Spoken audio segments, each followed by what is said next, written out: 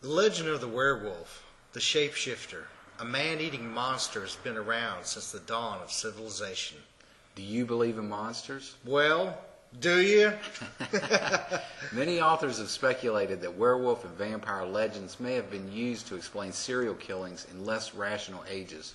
This theory is given credence by the tendency of some modern serial killers to indulge in practices commonly associated with werewolves, such as cannibalism, mutilation, and cyclical attacks. Becoming a werewolf. Various methods for becoming a werewolf have been reported, one of the simplest being the removal of clothing and putting on a belt made of wolf skin. Probably as a substitute for the assumption of an entire animal skin, which also is frequently described. In other cases, the body is rubbed with a magic salve. Or to drink rainwater out of the footprint of the animal in question, or to drink from certain enchanted streams, were also considered effectual modes of accomplishing metamorphosis. I like that word, metamorphosis. The 16th century Swedish writer Olaus Magnus says that the Livonian werewolves were initiated by drinking a cup of specially prepared beer and repeating a set formula.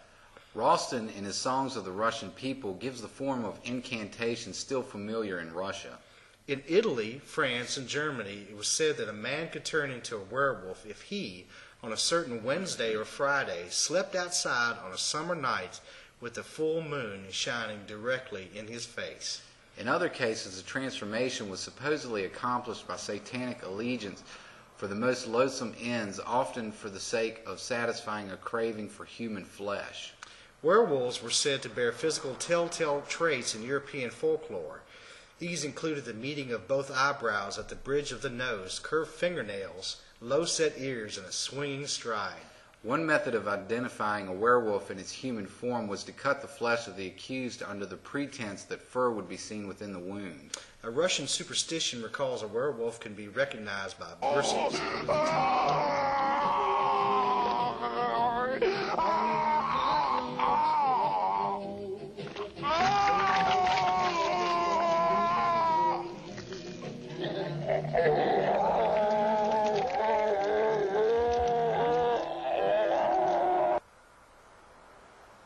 The first recorded werewolf.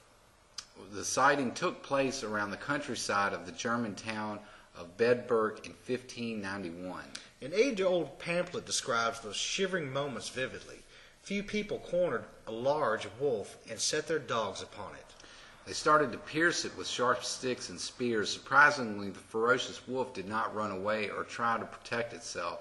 Rather, it stood up and turned out to be a middle-aged man. He was Peter Stubb from the same village. Stubb was put on a torture wheel where he confessed 16 murders, including 2 pregnant women and 13 children.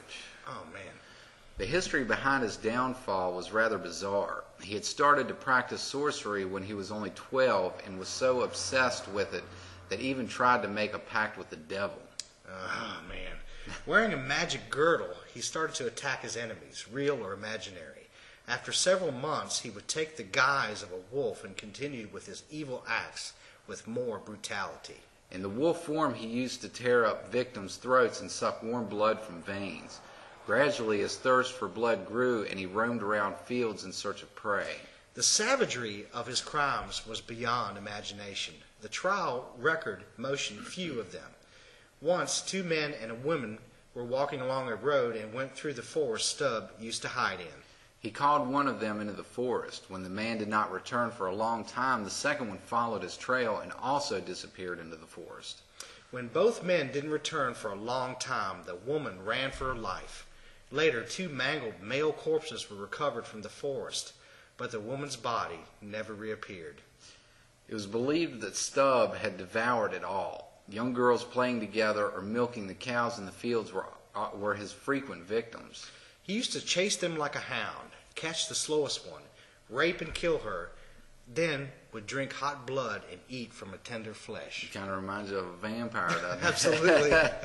The words of Stubbs' trial and execution spread across the lands in no time. His brutality, atrocity, and savagery were beyond human comprehension and was readily related with the behavior of a wolf.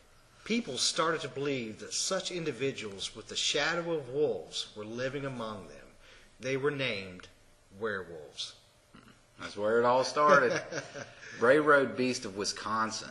The state of Wisconsin is oddly no stranger to werewolf sightings and encounters, although it seems impossible that a mythical creature like a werewolf could stalk the nation's heartland.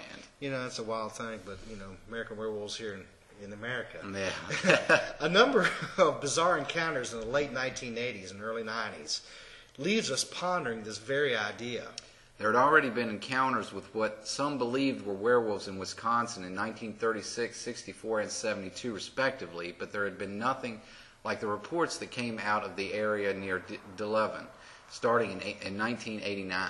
One night in the fall of that year, 24-year-old bar manager Lorraine Andrizzi was rounding a curve on the Bray Road and saw what she thought was a person kneeling and hunched over on the side of the road. Scary thing to see. Yeah. When she slowed down, she took a closer look at the figure on the passenger side of the car. She was no more than 6 feet away from it at the time. The sighting lasted for about 45 seconds, and she stated that she clearly saw a beast with grayish-brown hair, fangs, and pointed ears.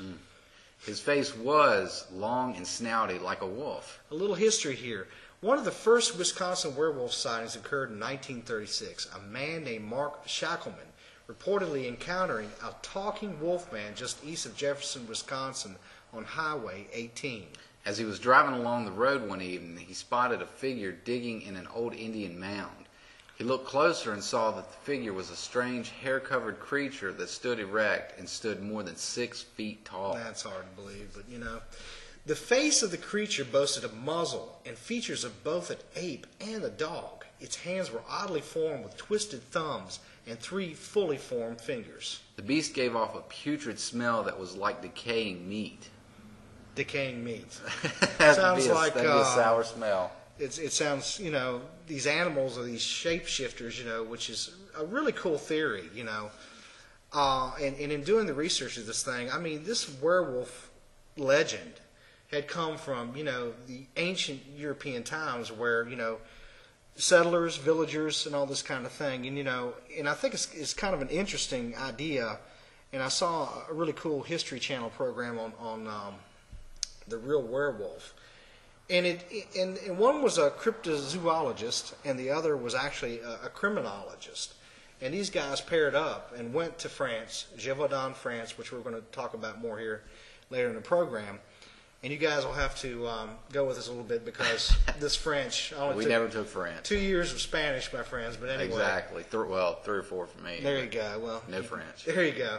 But anyway, you know, the whole idea is bound around a lot of ancient superstitious ideas. When you had close villages, you did have animal attacks at the time. And yes, just like, you know, the continent of North America and the European continents at the time, there were a lot of, you know, wild indigenous animals that lived on the lands at that time. Yeah. So there were attacks, you know, just like around here now with the cattle and stuff. You've got coyote attacks and things like that.